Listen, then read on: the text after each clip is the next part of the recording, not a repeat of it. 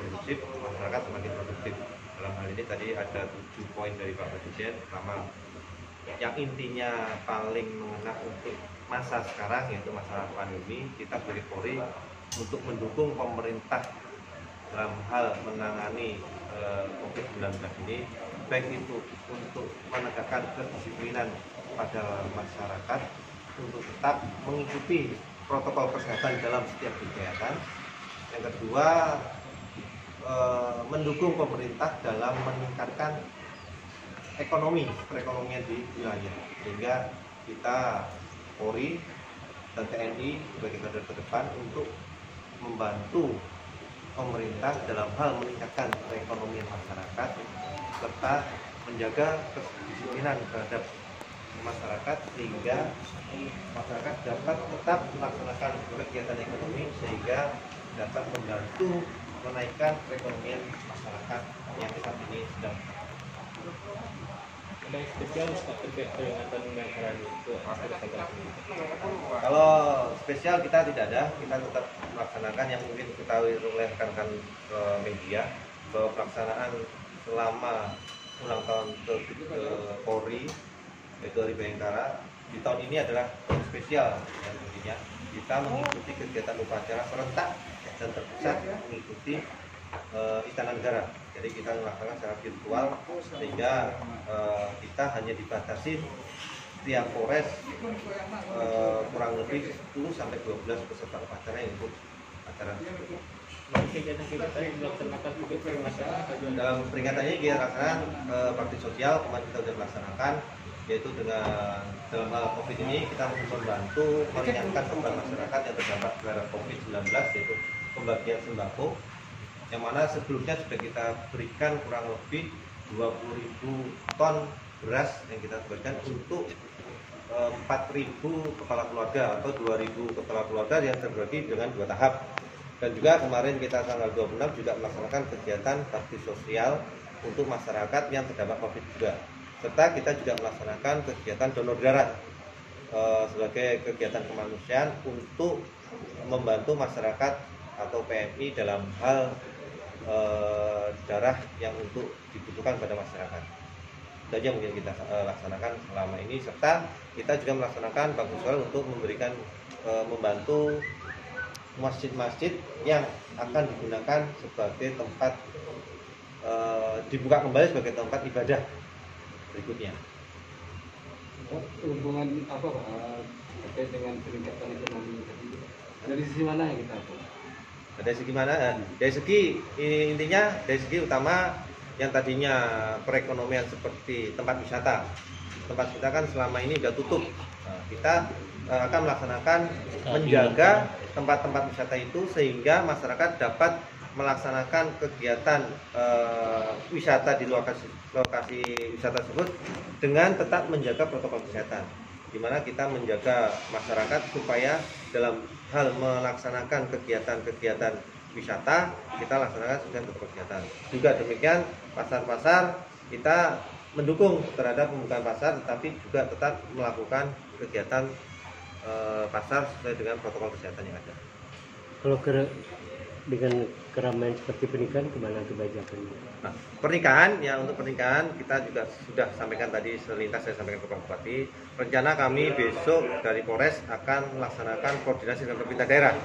Jangan nantinya pada saat pernikahan Polri memberikan izin, habis itu ada terdampak, kita silakan lagi.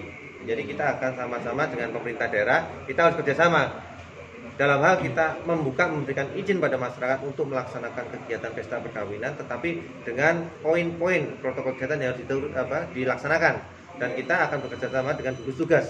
Sehingga poin-poin apa? Jangan memang Polri sebagai pengawas dan TNI, tetapi kita sama dengan masyarakat. Juga masyarakat harus juga melaksanakan pengawasan terhadap protokol kesehatan ini, sehingga ini merupakan tugas kita bersama. Ya, untuk mencegah penyebaran COVID-19 di wilayah hukum Polres Agam ini. Izin kan untuk kondisi itu kan ada kampung tangguh. Ya. Kita di Agam bagaimana? Ya, untuk kampung tangguh atau di wilayah Sumatera Barat dikenal adalah Nagari Tageh Rumah Gadang. Saat ini kami sudah menilai ada 3 lokasi, yaitu yang pertama di wilayah Tanjung Mutiku Selatan, kemudian yang kedua adalah di wilayah Dorong Pasar Durian, kemudian yang terakhir kemarin kami lihat di Nagari Dua Kutu Tanjung Raya. Semuanya sudah kita siapkan dan kita sudah sampaikan pada Babin Kantimas dan Polsek untuk menyiapkan. Nanti kita akan meresmikan atau mencanangkan bahwa 3 tempat itu sebagai tingkat wilayah sebagai ketahanan pangan yang ada, karena Nagari Tageh atau Kampung Tangguh ini kita nilai ada 3 poin yang utama, yaitu pertama keamanannya seperti apa, kemudian kesehatannya seperti apa, yang terakhir ada ketahanan pangan. Ini mencakup terhadap kegiatan masyarakat yang ada di wilayah tersebut. Bagaimana kesehatan masyarakat tersebut, bagaimana keamanan di wilayah nagari tersebut atau jorong, yang terakhir adalah bagaimana ketahanan pangan terhadap masyarakat tersebut, baik itu dia melalui UMKM yang ada atau kegiatan-kegiatan yang lain. Untuk pimpinan kita gimana tuh? Depan kita dengan utamakan Babin Kantimas, ya, mengajak pada masyarakat yang tinggal di wilayah itu untuk peka terhadap 3 poin tersebut, ya, keamanan seperti pos kamlingnya, ya, kita berharap pos kamling itu aktif dan berjalan. Kemudian kesehatan, bagaimana wilayah tersebut menjaga kesehatan di wilayah tersebut, baik itu melalui terutama COVID-19, melakukan pengecekan terhadap masyarakat yang keluar masuk di wilayah tersebut. Siapa pendatang, dari mana, dilakukan pengecekan, baik itu suhu tubuh ataupun asal dia datangnya, sehingga dilakukan isolasi terhadap masyarakat tersebut. Kemudian dan ketahanan pangannya, bagaimana nagari tersebut menjaga bagaimana perekonomian di wilayah tersebut dapat tetap berjalan dengan situasi seperti ini. Mungkin mereka ada masyarakat tersebut melakukan penanaman pohon atau penanaman buah-buahan atau tanaman sayuran atau padi atau peternakan ataupun yang lain, sehingga membantu perekonomian di wilayah tersebut. Ataupun dengan UMKM di Dua Kutu ada UMKM yaitu menggunakan barang-barang sampah yang digunakan sehingga bisa daur ulang sehingga bisa meningkatkan ekonomi di wilayah tersebut. Ini Pak, 74 ini apa maknanya dalam rangka bagaimana dalam Polres dalam rangka meningkatkan kualitas atau kedisiplinan daripada anggotanya? Pada saya juga memberikan kegiatan pada masyarakat, pada anggota saya utama, dan juga di kita juga sudah menggunakan aplikasi e-kinerja. Jadi untuk meningkatkan kinerja anggota kita sudah termonitor. Jadi saat ini semua kegiatan-kegiatan anggota Polri, terutama di Polres Agam dan Polda Sumatera Barat ini sudah terpantau dengan e-kinerja. Jadi masyarakat anggota kalau tidak terlaporkan e-kinerja dia tidak akan kerja. Jadi akan berdampak terhadap tunjangan kinerja yang sudah diterima sama dia. Jadi kita kembalikan ke rasa moralnya anggota, ya. Anggota diberikan tunjangan kinerja bagaimana kinerja dalam sehari. Jadi itu dilaporkan secara online. Jadi ada aplikasi khusus untuk personel Polri untuk melaporkan setiap kegiatan-kegiatan yang dilaksanakan oleh anggota tersebut. Jadi Pak, Ya. terkait di Buana, Ya. Nah, semoga negara Pak.